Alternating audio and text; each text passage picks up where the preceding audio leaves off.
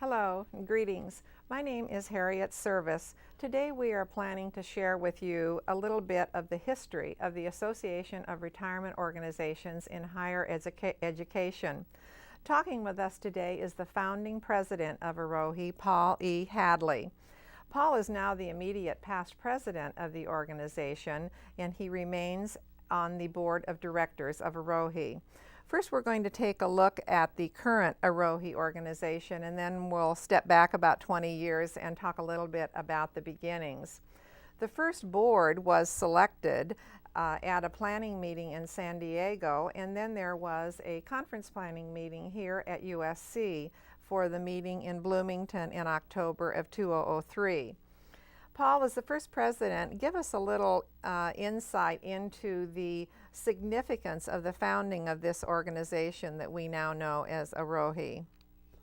Well, Harriet, we think it's important that retired faculty and staff be lifetime members and contributors to their own institutions. And as such, they comprise a valuable segment of higher education.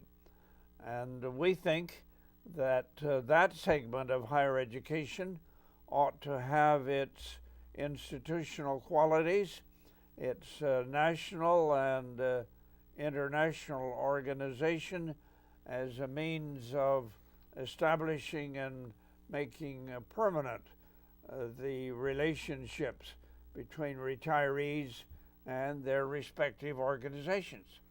And that's what is happening with AROHE now. But back in May of 1985, USC Professor Emeritus Arnold Small and James Peterson, who was the director of the Emeriti Center, they organized the first gathering of leaders that emerged as the Conference on Retirement in colleges and universities. And then USC and UCLA and the University of Washington also became models and leaders of that turned, and people from other campuses turned to these organizations for information and advice on how to form organizations on their own campuses. USC hosted the first 4 conferences, and it was followed then at the University of Washington, and then we had a very innovative cruise conference to Alaska. It was quite popular, but there was then sort of a lapse of a few years, and then we went to San Diego, and that was where the leaders of AROHE were first gathered together.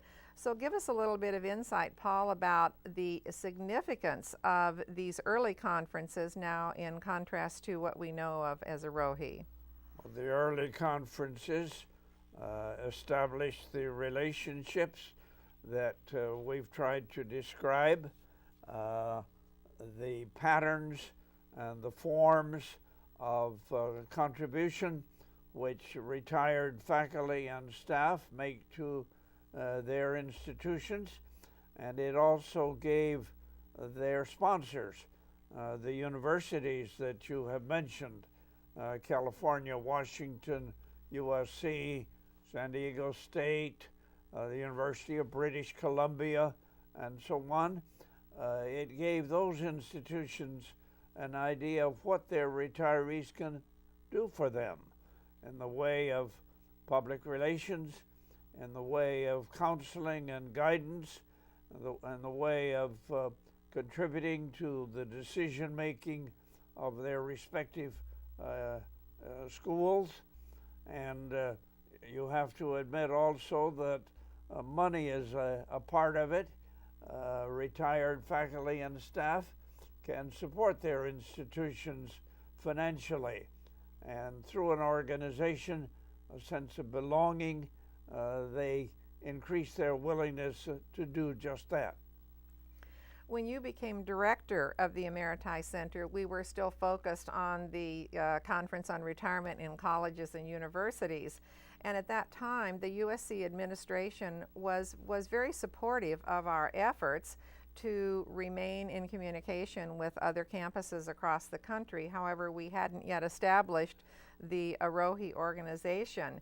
So it really seemed to be to your liking, that it was something that you were quite interested in, particularly the international concept of it, and it was something that you sort of jumped right into and eventually became the president of the AROHE organization. So give us a little bit of your thoughts about how you entered into the organization.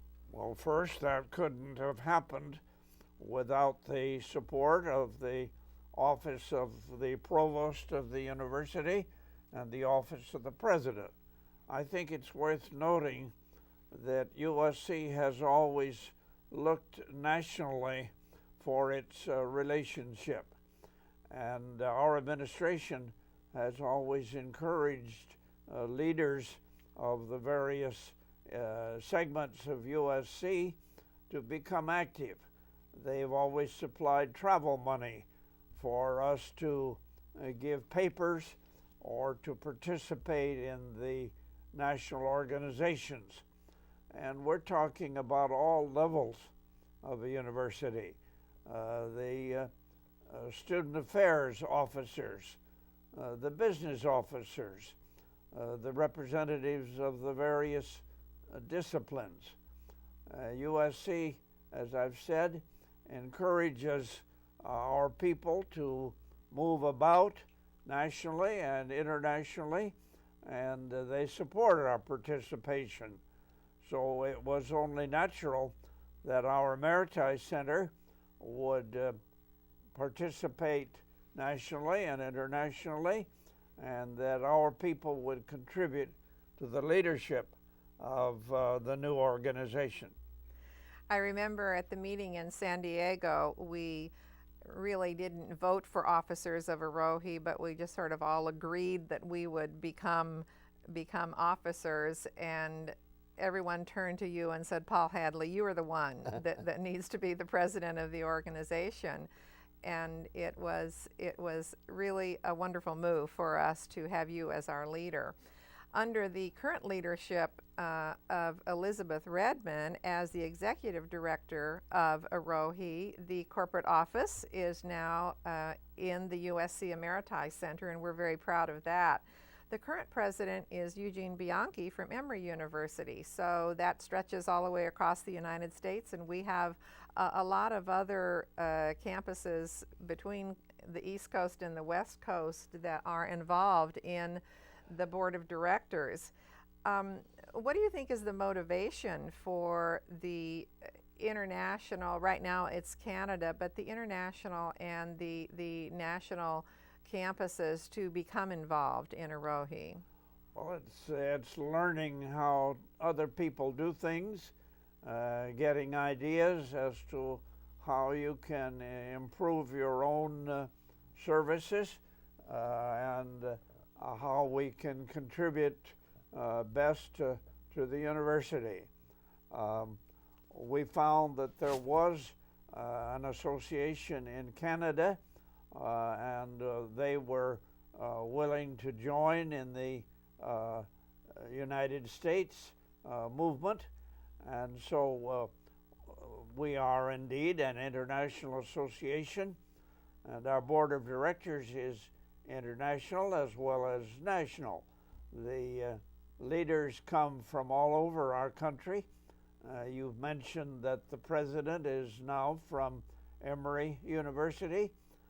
The first vice president is from the University of California at Berkeley, and there are members of the board from Rochester Institute of Technology, from the University of Indiana, the University of Illinois, Oklahoma State University. We're as broadly continental and international as the conditions allow and encourage, and we all learn from each other. That's right. We have 15 members on the board of AROHE, and you and Betty and I are representing the USC, but all the rest of them are from other campuses all across the country and Canada. It would be very exciting someday, wouldn't it, to have representatives from other countries. We have kind of held on to the international the word international in our organization, and we still are going to be striving toward that. Do you have any other thing you'd like to add to our conversation today, Paul, about AROHE? Well, I might say that the word international is something we take literally. We've had inquiries from New Zealand, from the United Kingdom, that is Great Britain. They have come to USC to see how we do things, and we expect that there will be representatives from other countries at our next conference, which, by the way, is in Nashville, Tennessee, this October. The institution is growing. We have inquiries from all over, and people do come to USC. We have some unique and exemplary activities, and people come to see how we do things. Incidentally, we had this spring, a visit from Yale, and Yale is now a member of AROHE. And also on the board of directors. That's correct. Right. And we had two visitors come from Minnesota, too. They were there looking at the organization as well as the Emeriti Center. I had the pleasure of meeting them. Right. Well, thank you, Paul, for this opportunity today to talk to you about AROHE. In 1985, when I joined the staff of the Emeriti Center, the Conference on Retirement in Colleges and Universities was just beginning, and here we are in 2004, and I'm still involved, and you're involved, and it's really an exciting thing for me to see the organization grow. So we really appreciate you being here today with us and talking about the organization. Thank you. I'm proud to do it, and proud that the association sees fit to make USC its executive center. End.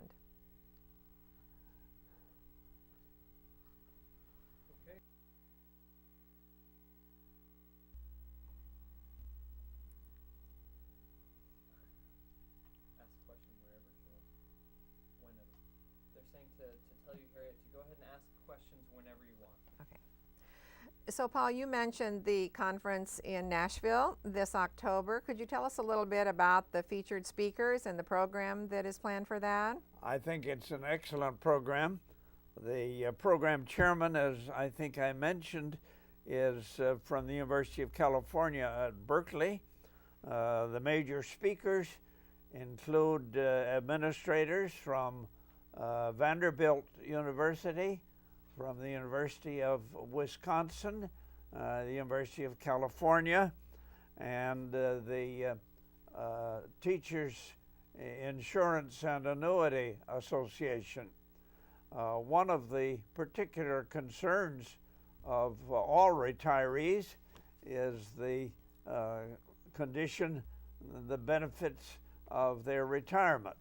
So they're interested in their pensions, in their health benefits, and in the continued privileges that they may enjoy, both financial and administrative and social and health within their institutions. So one day of the conference will be devoted to rights and benefits, and the speakers are economists and people who specialize in university finances.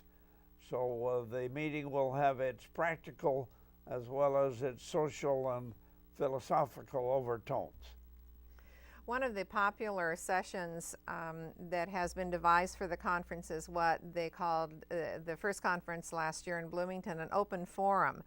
And when retirees do come to these meetings and they're forming an organization or they're just getting formed, they have a lot of questions about how to do this and how to do that. And the open forum session allows questions to be answered, and those who have had experience with it, they are able to answer those questions right there on the spot, and it really it really becomes an open forum and an open discussion, and I think that's a key part of the conference too, is the learning from one another. That's how they can indeed learn from each other.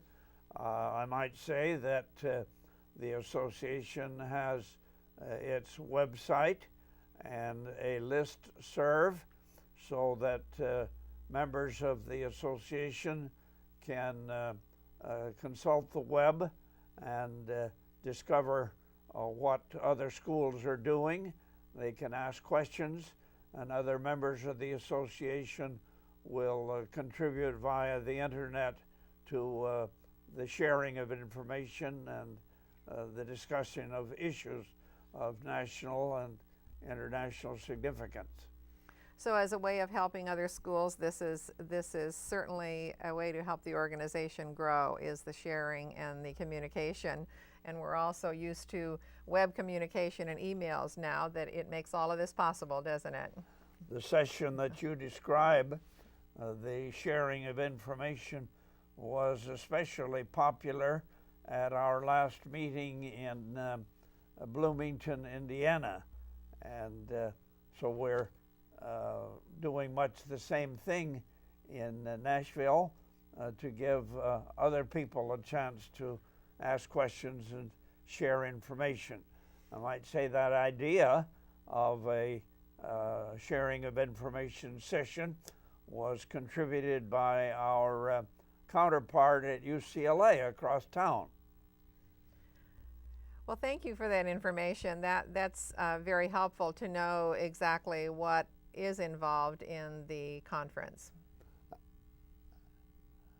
Cut. Finished.